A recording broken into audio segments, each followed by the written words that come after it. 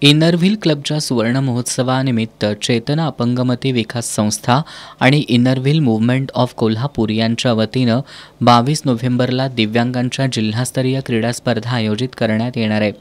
कोल्हापूर जिल्ह्यातील अपंगांसाठी कार्यरत असलेल्या सर्व शाळांमधील विद्यार्थी या एकदिवसीय मैदानी क्रीडा स्पर्धेत सहभागी होणार आहेत। छत्रपती संभाजी महाराज क्रीडा संकुलात 22 नोव्हेंबरला सकाळी 8 वाजता या क्रीडा स्पर्धेचं उद्घाटन करण्यात येणार आहे। या स्पर्धेत कोल्हापुरातील बौद्धिक अक्षम मुलांसाठी कार्य करणाऱ्या 11 शाळा, 7 कार्यशाळा, कर्णबधिर मुलांसाठी कार्य करणाऱ्या 7 विशेष शाळा आणि अंधांसाठी कार्य करणारी 1 शाळा अशा एकूण 26 शाळांमधील 450 विद्यार्थी-विद्यार्थिनी सहभागी होणार आहेत।